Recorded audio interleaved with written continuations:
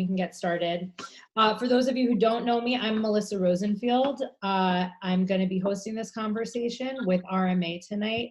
RMA is a large reproductive health clinic based in New York City, affiliated with Mount Sinai.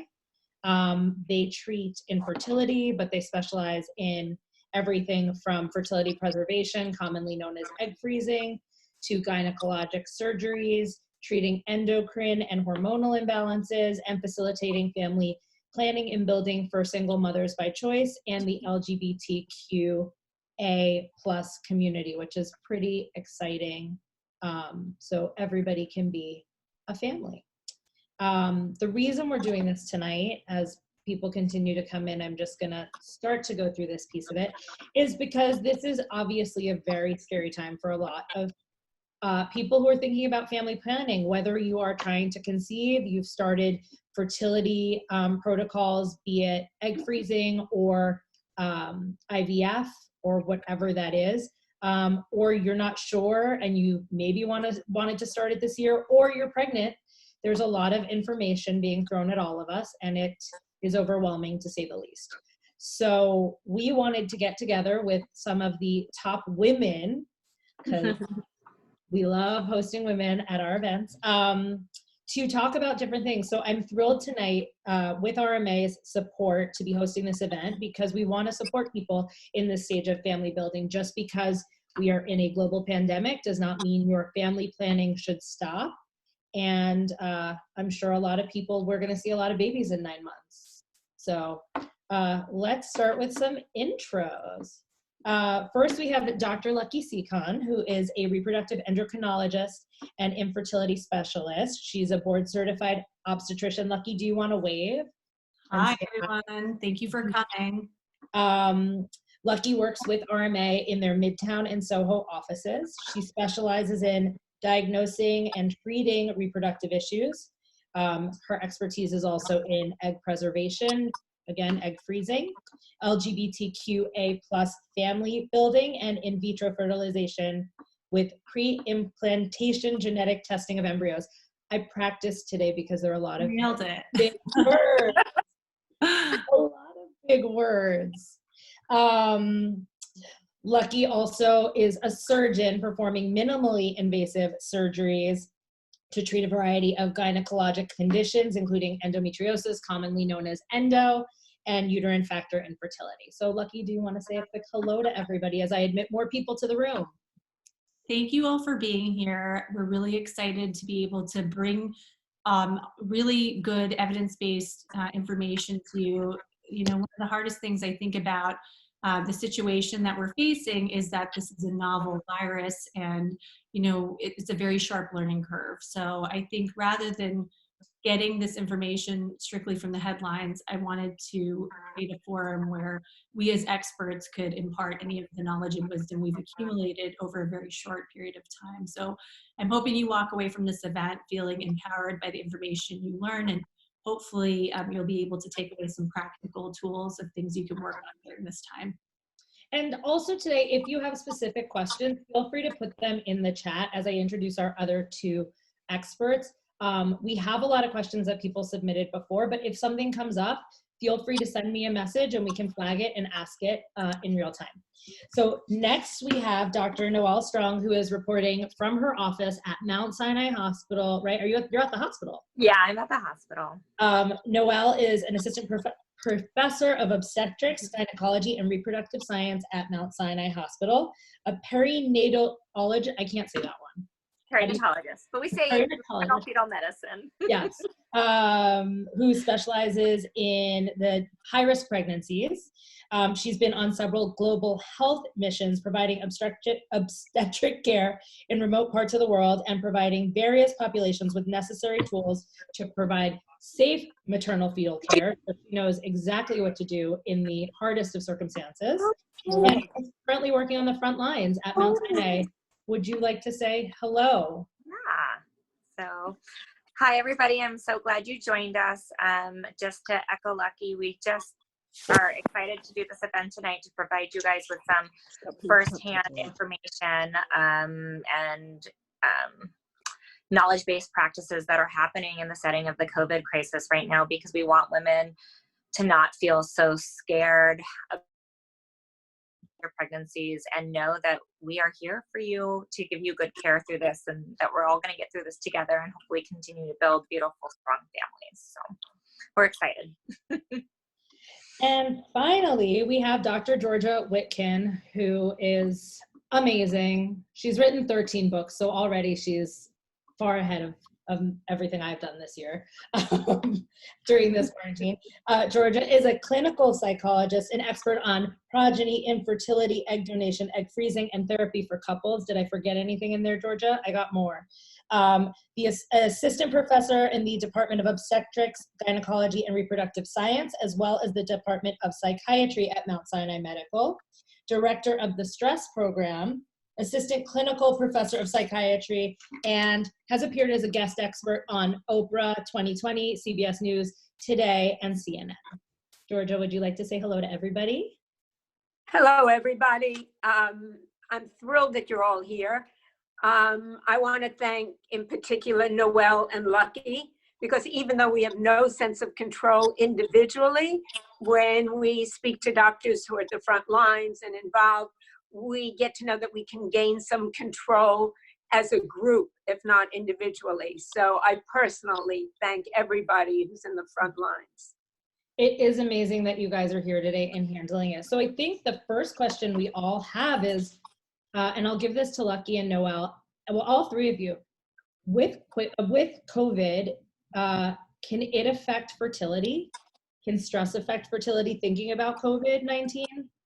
Does it affect male fertility, female fertility? Like, off the bat, what is going on? So there currently is absolutely no evidence that this virus can cause women or men to have infertility. We obviously, as I mentioned, this is novel, so it isn't necessarily something that has been the focus of study. But we really can't think of a mechanism by which there would be a link between coronavirus, COVID-19, and fertility for both the male and female side. When we look at related coronaviruses like SARS and MERS, there was never a link between any of those infections and infertility either, so we feel like that's reassuring information. And from the limited studies that have been done, there's no evidence of sexual transmission of this virus. We know it mainly is spread through respiratory droplets and by touching contaminated surfaces. And there's really no evidence that the virus can be harbored in any of the reproductive tissues, whether it be the eggs, sperm, or embryos. So far, no red flags are emerging to suggest a link between a viral infection like COVID and fertility problems. So, Melissa, let me add to the stress part, because that was part of the question, too. Yes, please. I was So, just having been reassured by Lucky on the medical side, I'm here to passionately reassure you on the stress side. Because when I was first going to school, we were taught that 50% of infertility was female psychosomatic problems, none of which were true. Here's what we know now. 30% of the time, if there are problems, it's physiological in female, 30% it's physiological in male, and 30% of the time, it's both or unknown. So here is the bottom line on stress. And you're right, I've written 13 books. They've all been about stress. So I've researched stress. Infertility causes stress, as you know. Stress doesn't cause infertility, or there'd be nobody left on the face of the earth. There are women who got pregnant in wartime. When a good egg meets a good sperm, this species wants reproduction. So what breaks my heart is either families or friends telling women if they would just relax, they'd get pregnant, and then they delay getting real help, or Aunt Fanny saying it, and then they feel guilty, or women saying it to themselves. You know, my problem is that I'm trying too hard, or my pregnancy is going to go wrong because I'm so stressed.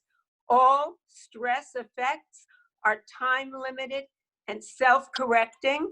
And Dr. Noel, I'm sure, and Dr. Lucky can back that up. So if there's ever a problem following stress, it's because there was a pre-existing condition. So you're not going to stress yourself out of having a family. So what you're saying is now is actually a great time to take up baby making, because that's probably a great stress reliever while we're all locked indoors. At least trying, that can be fun. I love that. You bring up a really good question, and I guess this goes to Lucky or Noel. Is now a good time to try or have a baby? So that is a question that we're getting a lot of. No one has come out and said to women in general that you should stop trying to conceive. In fact, you should get on birth control. You should be using condoms and avoiding this situation altogether. And the reason said that. No one has come out and said that yet. Like all the societies that we look to for guidance, you know, American College of OBGYNs, you know, similar to what we saw with Zika, where people were coming out and saying very clearly, this is not the time to get pregnant. If you've had a recent exposure or been to a country with Zika, you know, that virus could cause major problems and you should be avoiding trying to conceive for X number of weeks or months. No one has come out and said that because there are no red flags that have emerged from the data that we have, whether it's data coming from other countries that were hit before we were, and even over the past month of what we're seeing in New York. There's no evidence that there's an increased incidence of birth defects, miscarriage, and because none of those red flags have emerged, there's really no rationale behind any of us telling our patients that they should be actively, you know, preventing conception at this time. So that's definitely not a recommendation. I think it depends on the individual person and case. I know this is a really stressful time for a variety of reasons, you know, the unknown and also the economic consequences this is having on everyone in general and job security. So I think, you know, if it's gonna stress you out, the idea of getting pregnant at this exact moment in time, then maybe that's not the right thing for the individual person. But if it's not, and you feel like, you know, being pregnant right now could be a good thing for you, I wouldn't say that you need to actively avoid it because of what's happening. And to add on to that, I just like to flip that pregnancy in itself is also not being discovered to be an additional risk factor to put you at more harm or more risk of getting moderate or severe or intensive care requiring disease compared to the non-pregnant population. Pregnant women are faring in the studies equal, if not a little bit better than the non-pregnant population. So that also shouldn't be a barrier if it is the right decision for you and your family. So that was going to be my next question. If you're pregnant right now, we're not seeing any signs that this is hurting the placenta, the baby, the embryo, all of those things in the early stages. What are you? Yeah, so for mom herself, I always think of the pregnancy in kind of two patients, right? So for mom herself, the pregnancy doesn't seem to be putting her at increased risk of getting severe or intensive care requiring disease, although there are pregnant women that are getting sick, just like there are young people that are getting sick, all age groups, because it's so prevalent. We're not seeing it at any differential presentation in the pregnant population. So it's not one of these pre-existing conditions that are putting people at more risk. This is not making you similar to somebody who's 60 or has pre-existing lung disease. You're still a young, healthy woman, and probably because the population that's in reproductive age tends to be healthy, it's probably why pregnant women are doing a little bit better.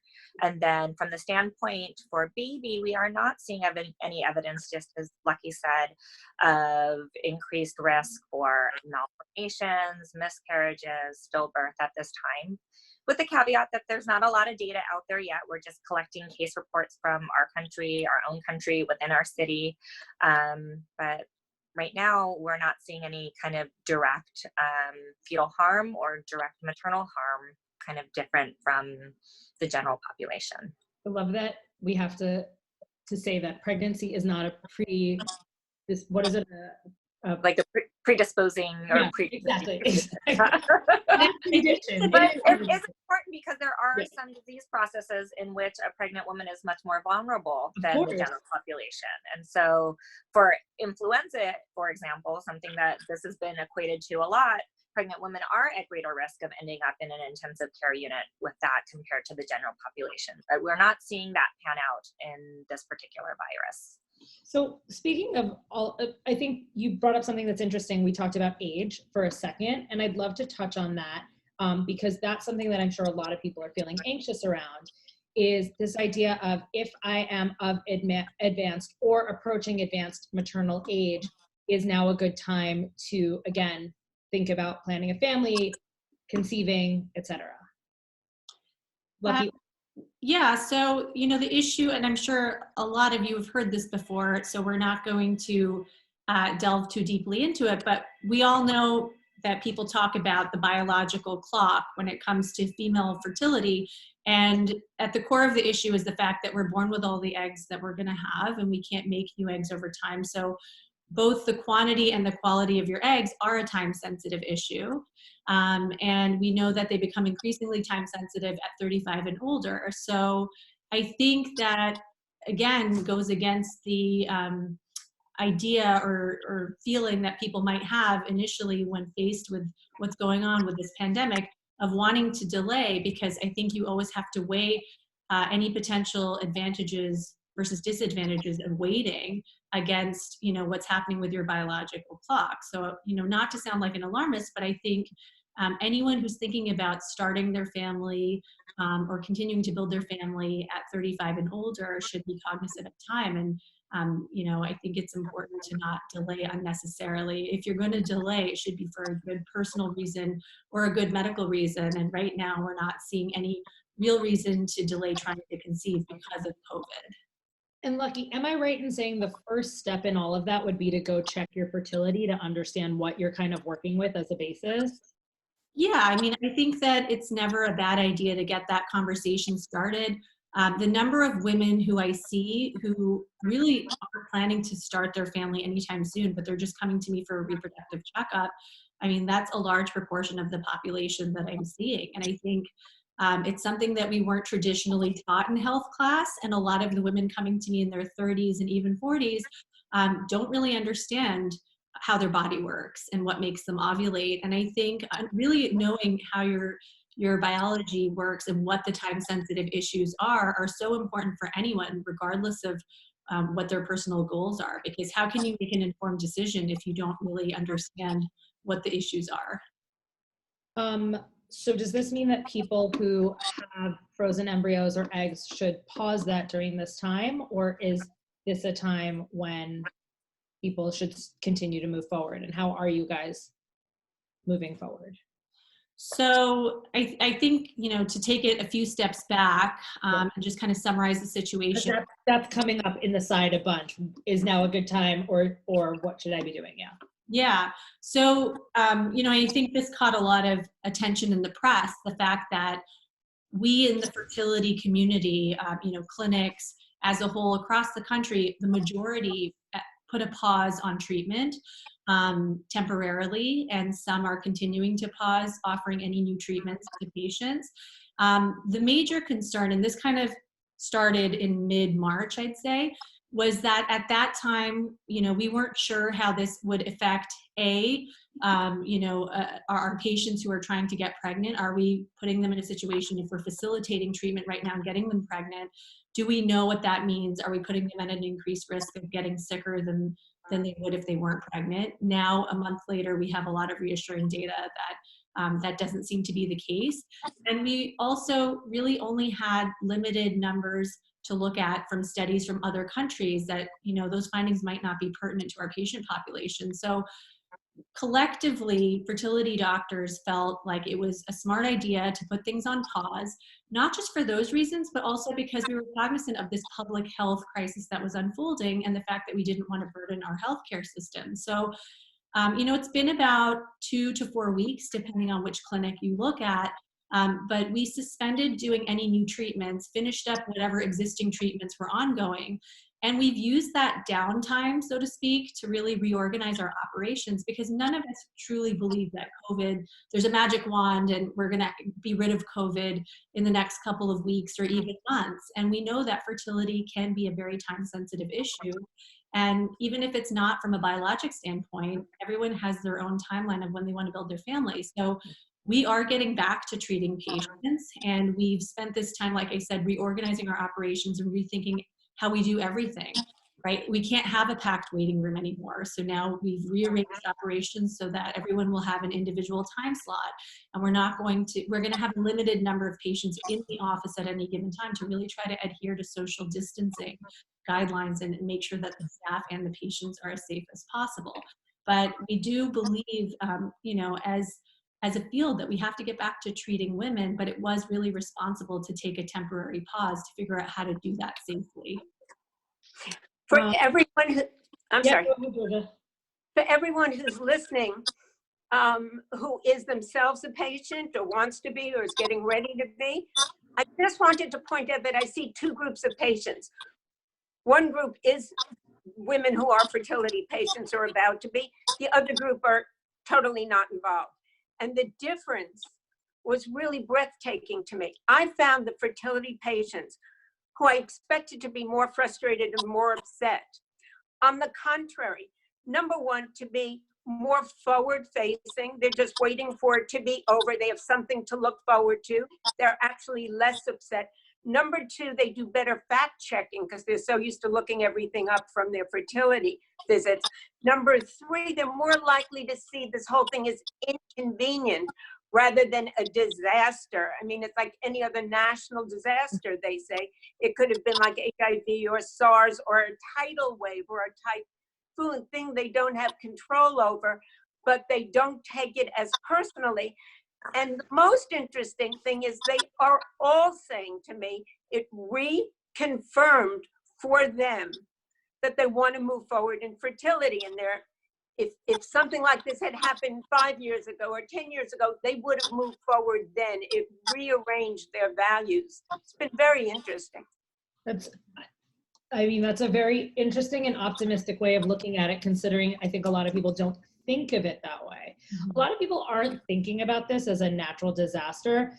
Georgia, you mentioned a couple times, and then I have some questions about, obviously, lifestyle changes and everything else during this, but Georgia, you keep mentioning the way we can control and can't control. Can you talk about that for a second before we go back to more of the pregnancy stuff? Because I think a lot of people who are in all of these phases, be it trying to conceive, pregnant, or, you know, just generally anxious and thinking about the next step in family planning, are trying to control something, and Right. I mean, that went out the window.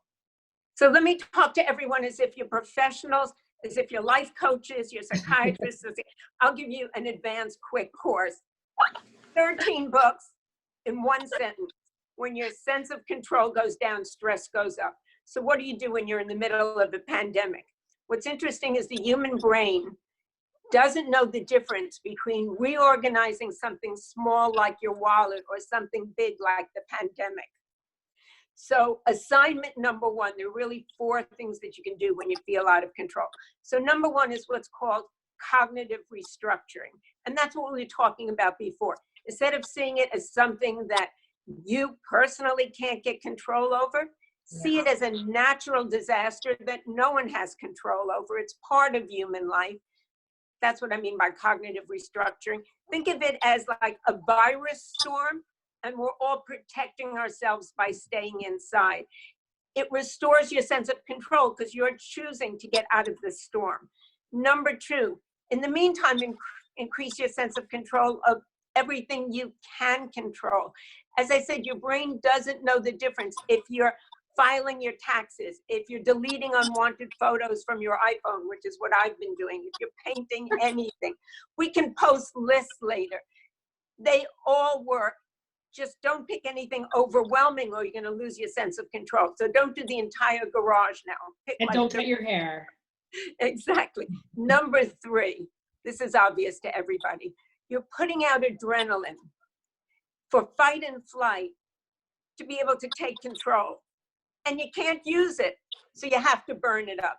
That means exercise. Everything works. Going up and down the stairs works. Putting on music faster than your heartbeat and dancing around the bedroom works. Just burn up the adrenaline.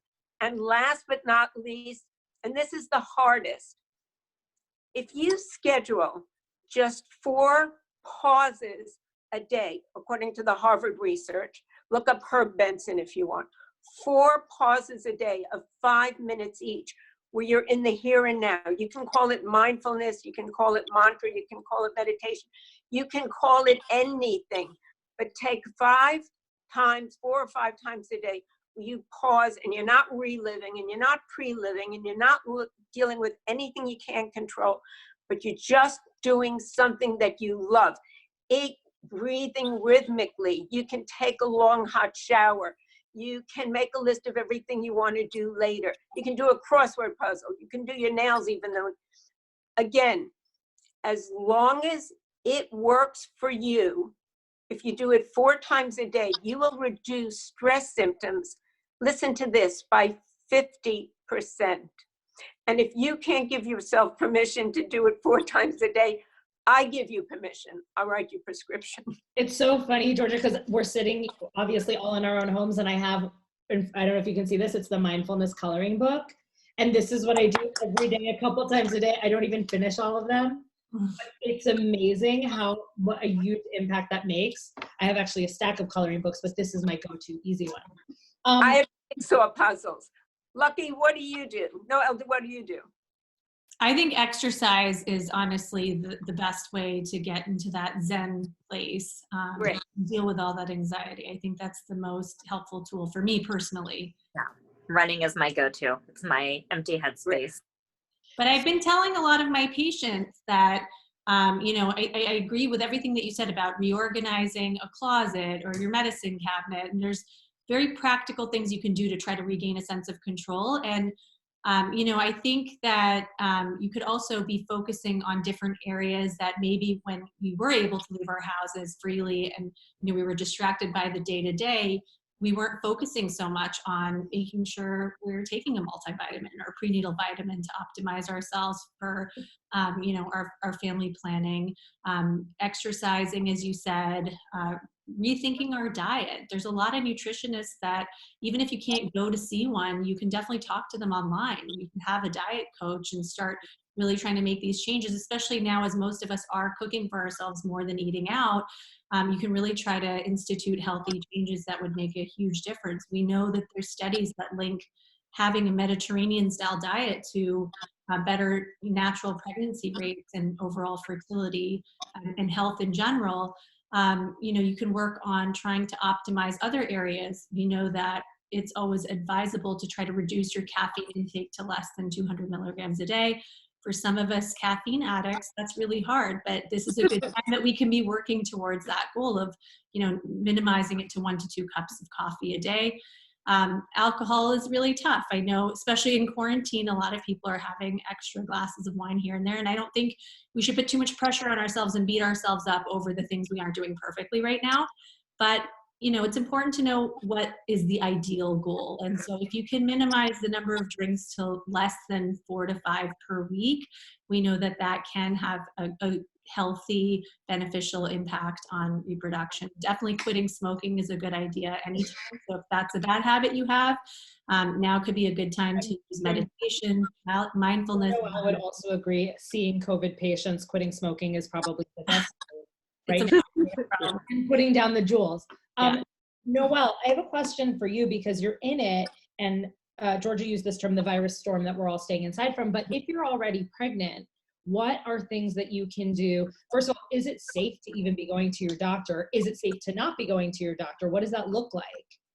Yeah, so all over the country, OBGYNs have been changing practice in kind of reaction to the COVID crisis that's going on right now. And so we've bared down kind of what we've thought of as essential visits, right? And so it is not safe to not go for any prenatal care because you are at risk for complications of your pregnancy. And that's across the board universally, any pregnant woman. Any pregnant woman is going to have a few crucial visits that we think are very important for them to come to ensure kind of a healthy pregnancy. And so in the first trimester, you're going to want to have one visit with your OBGYN, and ideally at a time where you can get kind of the most bang for your buck. So maybe a 10 to 12 week visit where you can have your pregnancy dated and make sure that you have a good due date and good gestational age for your baby, so that we're not at a later quandary wondering if the baby's growing properly or not properly, or when we're expecting the baby. And that's a great time then when genetic testing can be done. And you can have all of your first prenatal labs done at that time. So screening for kind of all the infections that we normally screen for that can affect a pregnancy, like measles and varicella and HIV and syphilis, and things that most women that are going through fertility have already had tested and may know are negative, but people that are getting spontaneously tested may not have been tested for these things in a recent time. So a crucial first trimester visit, hopefully kind of doing genetic screening, prenatal basic routine testing, and dating your pregnancy.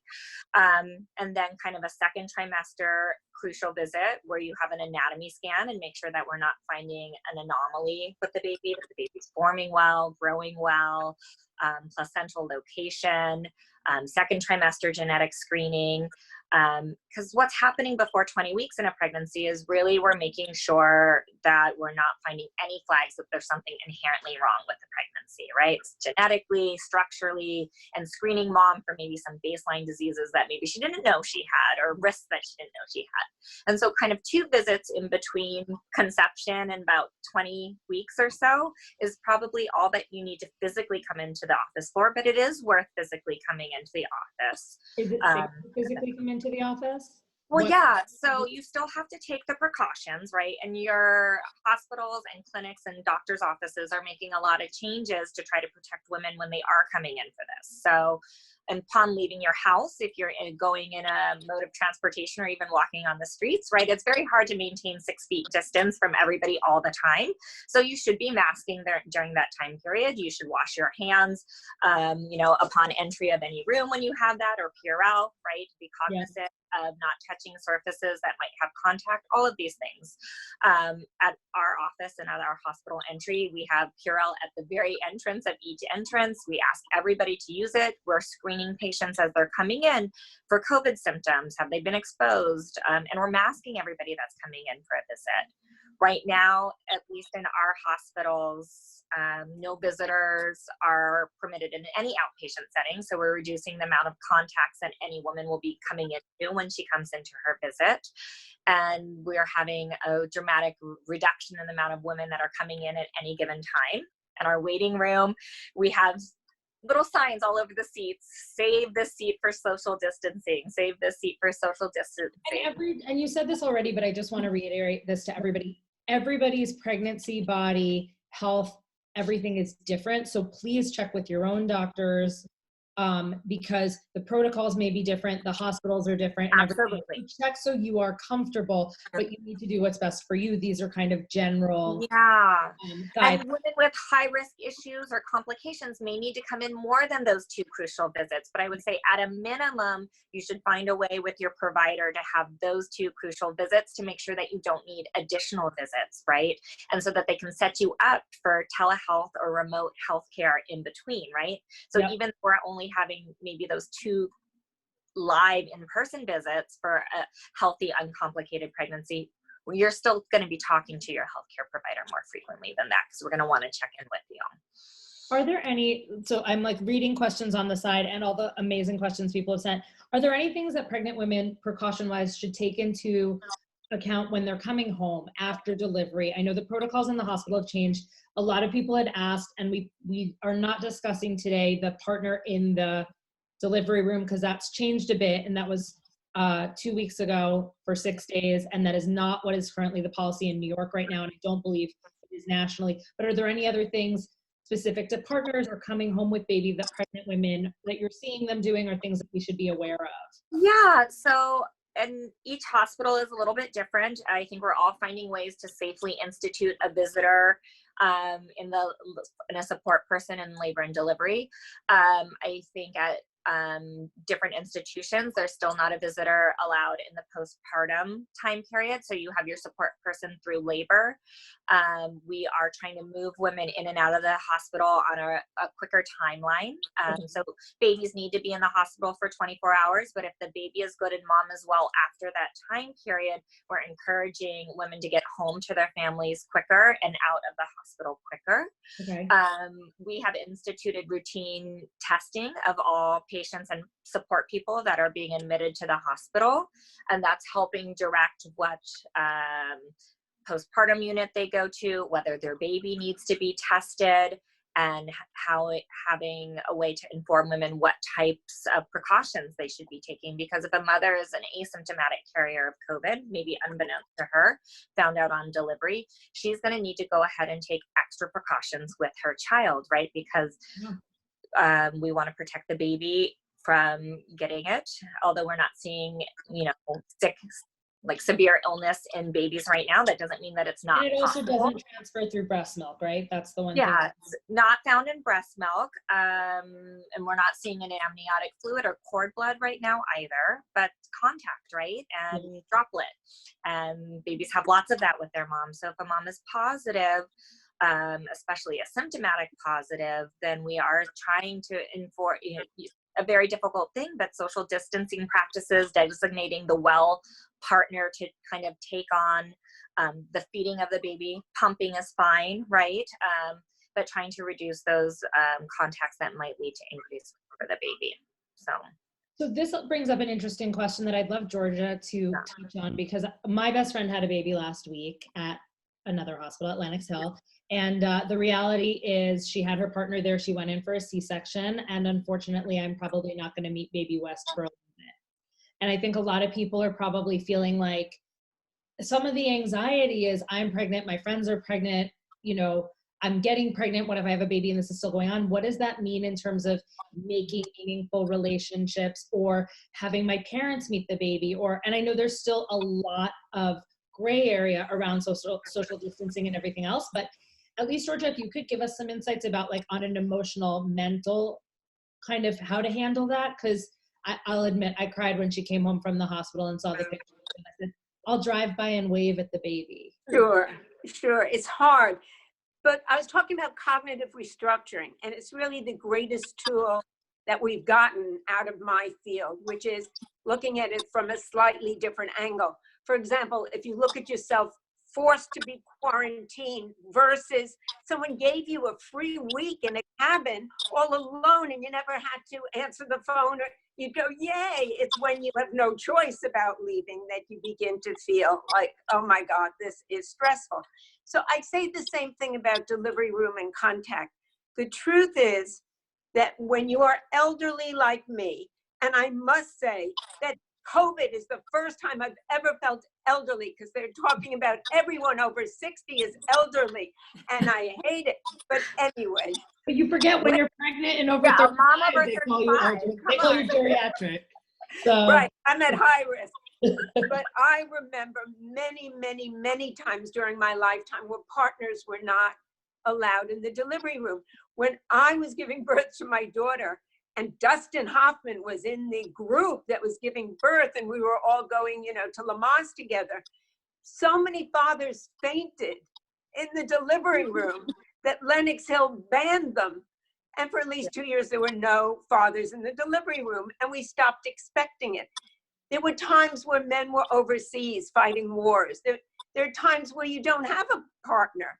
So what I'm saying is, if you look at the big picture, having a partner is a wonderful addition, but women seem perfectly able to cope with giving birth on their own and screaming and looking as ugly as they want without being concerned of anyone looking at them.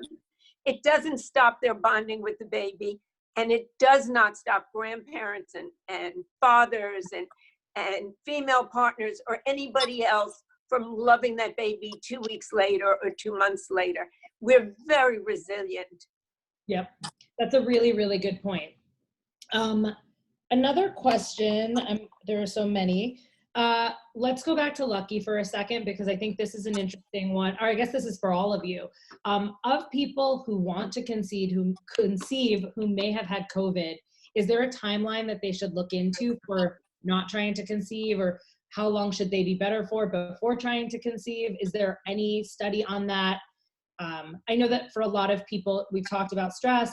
The hardest part of dealing with when they've had COVID is that because it lasts for 2 weeks, 3 weeks, mentally it really kind of like, it's hard. It breaks your spirit a little bit when you're sick for that long and the symptoms come and go. So on a physical level, is there a time period you should think about? And then on a mental level, is there a time period you should think about?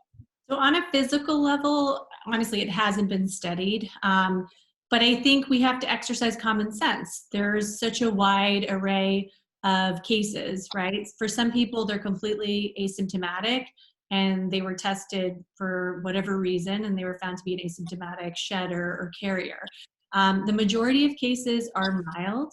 And I think the recovery phase for everyone is a little bit different. We're reading different reports of, for some patients, you know, this might mean feeling a little bit short of breath on exertion for 1 to 2 months afterwards. And for other people, it seems that they can bounce back even though they did have symptoms at one point.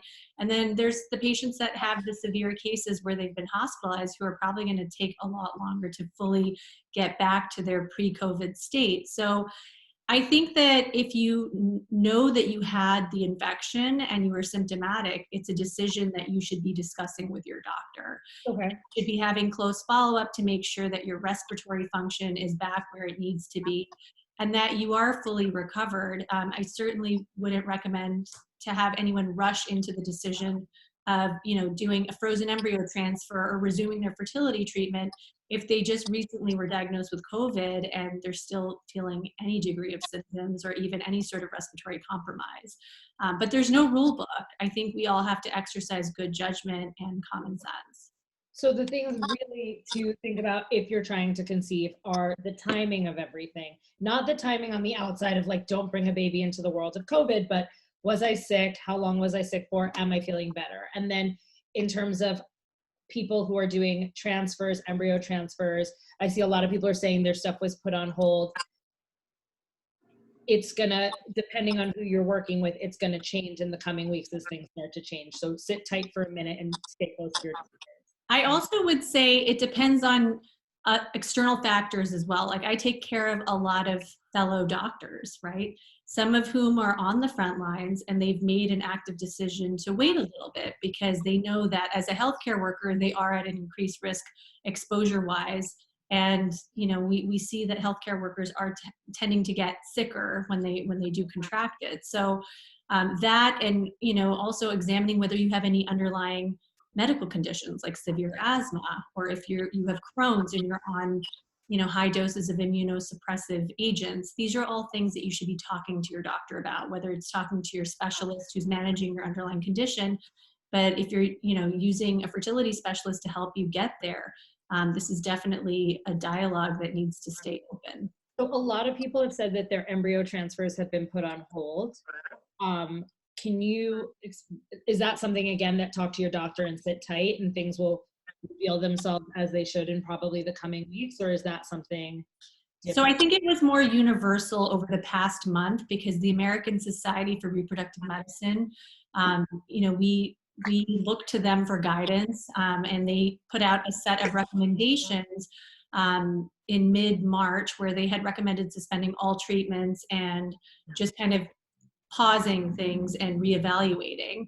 Every 2 weeks, they've been providing us with an update, and the most recent update actually came out on Monday, and the tone is starting to change and shift, saying, we know that COVID is probably going to be around for a long time, and we all need to put our heads together to figure out how to get back to delivering fertility care to our patients in the safest manner possible.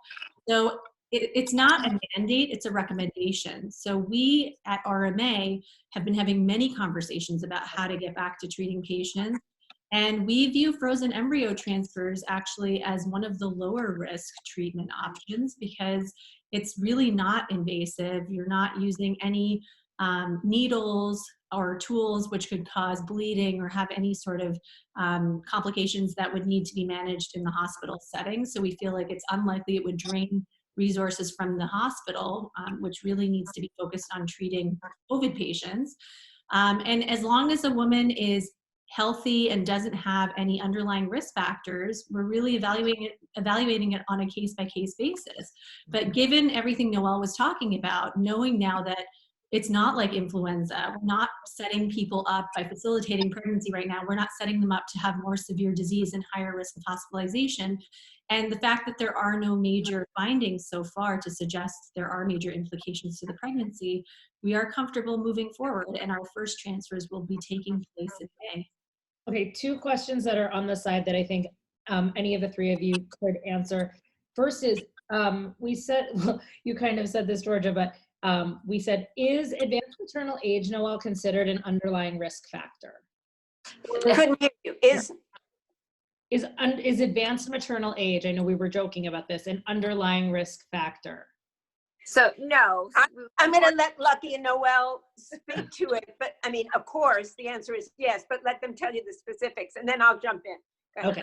Well, I guess an underlying risk factor for COVID, because in that sense. Well, no, it says, I think No. the underlying risk, I think they mean pregnancy. I'm not sure. It says In other words, they might be a potential additional stress on the healthcare system. Oh, related to the question, sorry. Related to the question, I'm sorry, Anna, I'm messing this up. Okay, we'll go back to that while I find it. I was like, because there's two ways that answer can Yeah. go. Before that, let me ask you this. So if somebody did have COVID and they do get pregnant, do we have any information yet? And again, all of this is so new, about the antibodies will transfer to the baby and thus making the baby immune? So, you know, I haven't come across any antibody testing studies in babies at this moment in time. Convalescent serum are looking at the antibodies in people who themselves are sick is becoming more widely available right now. Okay. And so it is a treatment option that we are using in the hospital for very sick people. And even in pregnant women. So that exist, but as far as documenting it as transferring to the baby and providing the baby with immunity, I don't think that we know that right now. And then I guess to springboard off of that, there are a few people asking about COVID's effect on the fetus in the first trimester. Have you seen any issues on an ultrasound at the 12-week visit to mothers who contracted it in the first trimester? I imagine there's not a lot about that since it's fairly new, and we would be looking to China and Italy for those answers. So we haven't, there again, just as you said, such limited data, in own anecdotal experience within kind of our hospital systems that are talking. Nobody's finding anything ultrasound related to COVID. And I have not seen anything come out of countries that have been hit before us indicating this. And I don't expect this to be an infection that would cause malformation. Respiratory type infections don't tend to have this effect. So if we're going from things like SARS and MERS and other similar type viruses, we wouldn't anticipate that either. Got it. Okay. So the question now that and just so everybody knows, we will be sending the video, the recording of this out with questions and some great resources, probably tomorrow. Tomorrow's Thursday, right? Thursday, or at the latest Friday. So don't worry if you didn't catch something. We'll also have the doctor's contact info if you have specific questions or interested in speaking to RMA or Noel or Lucky or Georgia for specific things privately. We'll make that all available. So the question was, I messed up, was balancing risks to public health with time sensitivity of being an older patient or a patient with premature ovarian aging. That was the specific question. Is that an underlying factor? Is it a risk to have those people going in and out of the fertility clinics, hospital, offices, et cetera, putting them in contact with a lot of people? So I think I can speak to this. I mentioned that we've been doing a complete overhaul of our operations, right? Anyone who's been to a fertility clinic, especially a large volume center, knows that typically you do your morning monitoring scans and it's confined to a very narrow interval of time. So there's a lot of people in the waiting room. Right now, one of the measures that we're taking to make this safer is we are making sure that we really allocate resources wisely, and we are spreading cases out and really scheduling things as much as we possibly can control them. We're making sure that we evaluate each case individually. And so yes, the time-sensitive cases are definitely being prioritized if patients are interested and comfortable to start, to get those done first, because we really don't think it's feasible for someone in their 40s with diminished ovarian reserve to wait longer than 3 or 4 months to get back to their fertility journey. So, you know, we are prioritizing and making sure that we are treating a certain number of patients at any given time to be as responsible as possible. Like Noel said, everyone in the office is wearing masks and gloves, anyone in a patient-facing role, even if they're not a clinical person, just even at the front desk. everyone, including the staff and patients, are being screened with temperature checks and being screened in terms of if they have signs or symptoms of COVID. So we're trying to be as careful as possible, and we're also telling any patients with at-risk issues, like having severe asthma that requires them to be on steroids within the past 4 weeks. There's very stringent criteria of who should be cycling right now and who would be better off probably waiting a little bit of time when the rate of infections has kind of slowed down, especially considering we're at the epicenter. So I think, like they said in the question, we have to weigh the risks versus the benefits. And I think it's a conversation. I've been doing so much telemedicine, and I spend about 8 to 10 hours a day talking about this with each individual patient. Can you just highlight what telemedicine looks like really quickly? So telemedicine has obviously been the shift that we're seeing with a lot of doctors' offices, but can you explain what telemedicine looks like right now for somebody who is just in general in your care? Sure. So, and I think we should all speak to it because I think telemedicine applies to every field. And I know Georgia and Noel are both actively contacting and interfacing with patients via telemedicine too. But my experience has been for the past 4 weeks, most of my patients are self-isolating and adhering to the guidelines and recommendations. So I think it's really important for people to know that we are available 5 days a week. I personally give my email to my patients, so I was already doing telemedicine before any of the COVID stuff happened. But in general, you know, we're using Zoom, we're using FaceTime, we're having face-to-face contact with our patients in a way that's probably more valuable than if they were to come into the office and see me with a mask on. I can't really emote and have that same level of communication. So a lot of what I do personally in the fertility space is counseling. So we spend a lot of the conversation talking about medical history, and it's almost like gathering clues and trying to understand what's going on. We talk about tentative testing and what we should be thinking about diagnostics wise, and how we can implement diagnostic testing safely. So just because it's not happening that day that we're doing the ultrasound and the blood work, we're going to work with them to make sure they have their own individual patient slot to come in for that testing during a time where they're not really interacting with other patients or exposed to that many people in the office. And then we can come up with a tentative treatment plan. I always kind of say to them, this is my algorithmic approach.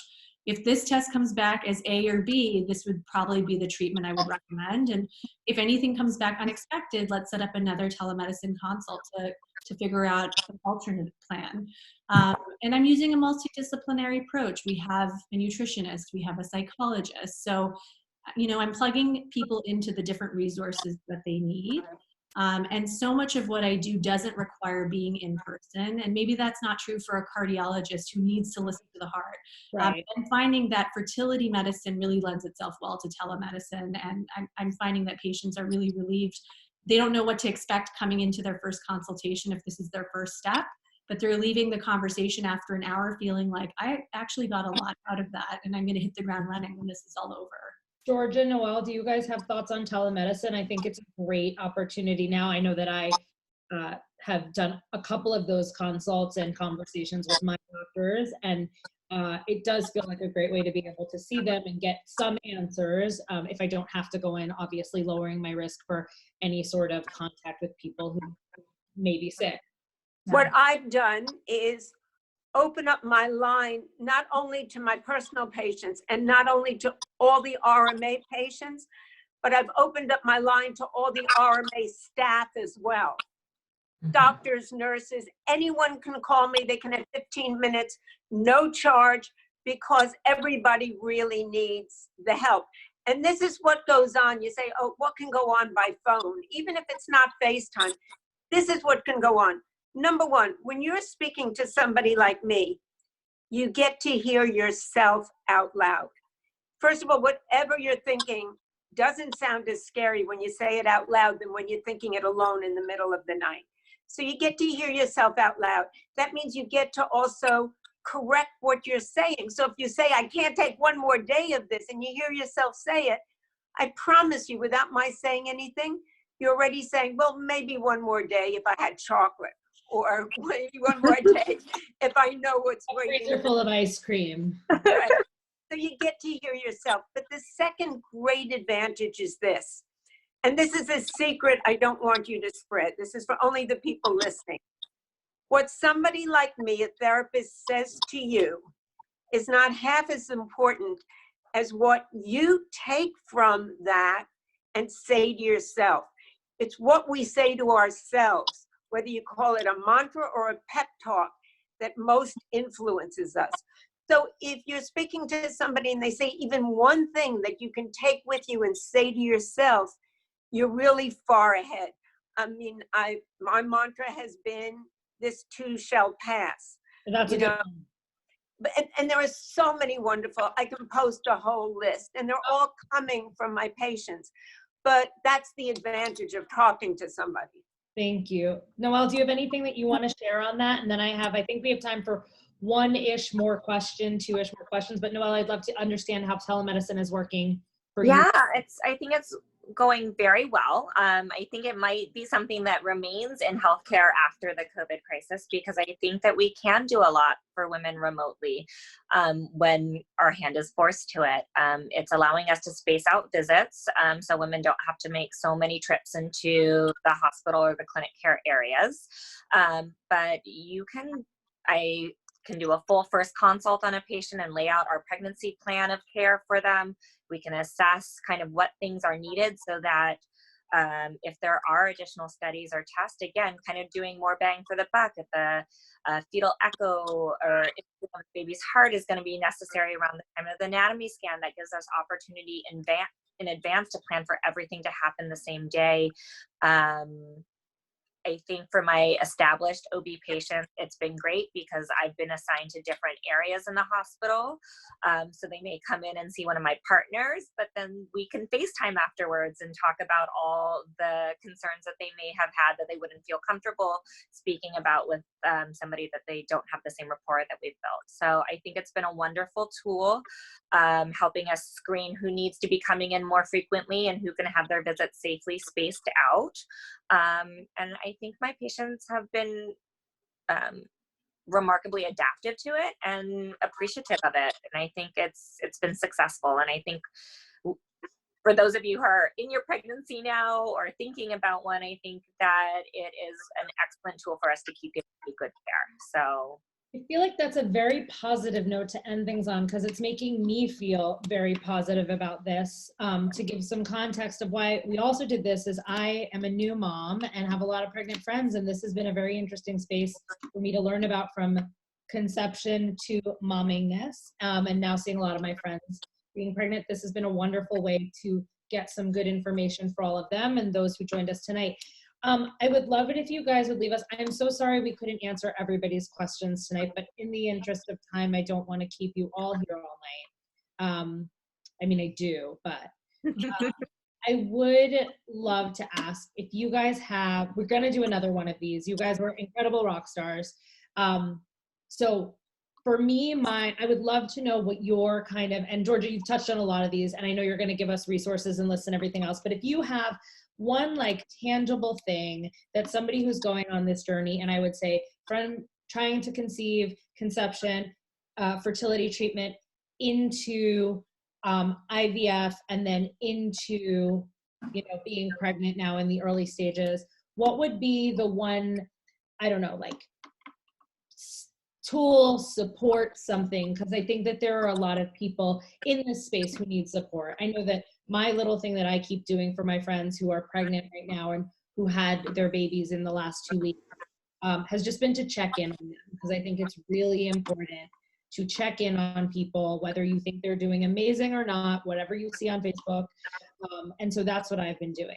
So I would love to know what you guys recommend in terms of support for people on these journeys, whether it be IVF, infertility, trying to conceive, any part of this. I would love to know what would be the one thing. For me, I would say communication. I think that what I'm seeing in a lot of my patients is they weren't necessarily reaching out to me, but I made an active effort to reach out to each one of my patients, especially in mid-March when things were starting to turn and all of us were just kind of reeling from what's going on. And there was a lot of anxiety in the air. And so reaching out and communicating with them, I think, made a huge difference. And there was a lot of pent-up anxiety and fear, and I could tell just by at the end of the conversation, a lot of that dissipated because we had a tentative plan in place and the lines of communication were open. And I think if you personally know anyone who's been going through treatments, or even is in the early stages of their pregnancy or at any stage of their pregnancy, I think it's important to reach out and don't assume that they don't want to talk about it and it's going to stress them out. I think opening up the line of communication, you can't go wrong, and it's always going to make someone feel really well supported. Does that include partners, would you say? Yeah, of course. I think that's really important. I think now for patients who have a partner, they're spending a lot of time together, probably more than they ever have in self-isolation. So, I think now is a good time to really be mindful and actively try to work on that relationship. And if you're at the beginning of your family building journey, now's a good time to really think about what kind of parent you want to be, and working on yourself and your relationship is always going to set you up for success. So let me echo that and say the following, that if you have been through any part of this yourself, you're even more valuable to them, because when someone who hasn't been through this, the family building or an interruption in IVF or a failed cycle, if you have not been through it and you say to somebody, I understand, in their heart of hearts, they're thinking, no, you don't. But if somebody who's been through it says to you, I understand, it means everything. So everyone should reach out. But if you have been through anything similar, you reaching out will mean even more. That's beautiful advice. Noel, do you have anything you want to add? I think communication is key, but I have really been encouraging everybody just to try to remain flexible, because things are changing and the recommendations are changing. And I know, as like Georgia was hinting on, we all like control, but this is a scenario right now where I think we have to continue living our lives, and we have to be flexible and adapt to the things that will help us best kind of accomplish our goals, whatever they may be, pregnancy or outside of pregnancy, in the environment that we're in right now. And so with my patients, I also reached out to them before they reached out to me, and really wanted to make sure that everybody was connected through my chart and knew that we would be doing telephone and video visits. And even though I'm not seeing them as frequently, I think that frequent check-ins as a friend, as a doctor, as family members, I think is helping people get through this. But I think the thing that I echo at each one of my check-ins with my patients, wherever they are, is this is what's happening right now, but it might not look like this in 3 days or 3 weeks or 3 months when you're due. And so we'll just keep doing, adapting our care plan to take the best care of you and your baby as we get there. So everybody needs to be kind to themselves in this time period. That is wonderful advice. Yeah. I don't know, we were going to go till 6:30. We have time for 1 or 2 more questions. They're still coming in. Are you guys okay to do 1 or 2 more, doctors? Sure. Yeah. Okay. Sure. I have nowhere to be. I'm trying to. I got a soul cycle class. I got a soul cycle class. Okay, this is a really good one that came to the group. If they come out with a vaccine, would you risk the new vaccine if you were pregnant or trying to conceive? So I think, usually the way vaccine development happens is, there's different rounds of clinical trials. From what I've heard, and I can't be too sure about this, and from, the reports that we're getting right now, everyone's saying it's probably going to take like 18 months for the vaccine to come out. I don't know that they would, the first round of testing is not going to be on pregnant women, most likely. So I don't know that we're going to have the necessary reassurance to roll that out to pregnant patients first off the bat. I definitely think, though, trying to conceive, if there is a vaccine, you should always be optimizing yourself and trying to protect yourself from any potential infection. So I tell all my patients, even prior to pregnancy, they should be getting their flu shot every season. So I don't see an issue with the trying to conceive group, but I think with pregnancy, and Noel can weigh in on this, I think we would need to have more trials done first, specific to pregnant women. Yeah, it's too vague of a question right now. We'll have to know what the vaccine is and what we anticipate, but many vaccines are safe in pregnancy. So if we get to that point, then yes, but I agree. Preconception, probably just fine and encouraged. Okay, I have one not super upbeat question, but a reality of if, God forbid, you experience a miscarriage during this time, do you recommend going into the hospital to have a D&C or have it naturally at home? Is there a risk in having to go into a hospital setting? So it depends on the situation. Right now, there's a lot that's been up in the air, right? It's not just the elective surgeries that have been put on hold. There are many different types of procedures that are not elective and very necessary that have been delayed. So it depends on the setting in which the miscarriage happens. If someone comes in hemorrhaging and they're bleeding heavily, that's an emergency, and that's going to be taken care of in the hospital setting regardless of what's happening with COVID. If it's more of a planned, it's just a treatment option, because traditionally with miscarriage, you can expectantly manage it where you don't do anything and you just let the pregnancy pass on its own. You can use medication as a way to aid the process. And then as long as it's at a certain time frame in the pregnancy, it's early on. And then you have the option to do something called a D&C, which is a surgical procedure to evacuate the uterus. I can speak to my experience in the clinic setting. We have our own small operating room. So we will have the capability to offer that as a treatment option in the near future, because our operating room doesn't use ventilators and it's not taking away from anything that the hospital could be using. And it can be done under light sedation. But I'm not sure, Noel, do you know what the status is right now with offering D&C in a non-emergency setting? So there still exist procedures for missed ABs and miscarriages. We're centralizing them in our in one office space within the hospital system rather than multiple spaces. Of course, emergent cases are going, and there are also other places that are maybe not a hospital setting where women can have procedures done. There can also be in-office extraction or manual vacuum. So there's lots of options for women, and that might not require them coming into an actual hospital setting, like your office setting or the Union Square setting. There's settings that women can get the treatment without necessarily being in a main operating room with a ventilator, as you described. So. Well, I think that this has been super insightful, helpful. I think for the very last question I have here is, do you guys have any books you recommend, either regarding any of these topics that we talked about, be it infertility, even if it's managing stress, if it's great books for pregnant women that they should be reading? Now's a perfect time to sit at home and order a couple and dive right in, whatever it may be. Noel, do you have anything that you love? I feel so terrible. I'm like, I don't have a top recommendation for a pregnancy book. I'm always asking my patients what they're reading. Well, my favorite pregnancy book was actually Nurture from Erica Chitty Cohen out in LA, who has Loom, which I thought had a great combination of like holistic, kind of more, I don't know, just very, kind of like great things from yoga to recipes to like how to take care of yourself. So fun. Yeah, it's a fun one to like how to, sit on a bouncy ball. Somebody said Real Food for Pregnancy. Then somebody else said Mama Glow's book. And somebody else said Nurture. Right. Do you have one, Georgia, that you like? No, actually, my recommendation is if you have time, find some.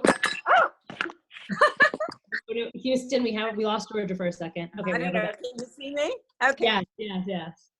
I would say find something that you've been dying to stream for a really long time and binge instead. Really? Take your mind off of it completely. I love that. Well, thank you guys. Lucky, do you have anything you want to add before we sign off? I think there's so many great resources out there. I wouldn't just stick to one particular book. I feel like there's a lot of great blogs. I think Instagram has become an amazing resource because people are really being more open about their journey. And so I think if anyone's feeling alone in self-isolation mode at this time, I think social media is a great way to connect to other people, whether it's through a formal support group or just, people following people that are really open about their struggle and experience so that you feel less alone. And I think, again, like I said at the beginning, I think communication is key. Thank you guys all so very much. Thank you guys all for coming today. We're going to send an email out to everybody who signed up with all of the resources we talked about. We're going to be doing this again. So thank you. I hope it was helpful. If you have any specific questions, feel free to email us and we'll go from there. Thank you guys so very much and good luck on your journey wherever it takes you. And we will see you on the other side of this crazy time. Yeah. Together, home together. Thank you guys. Thank you, Melissa. Thank you. Bye. Thank you.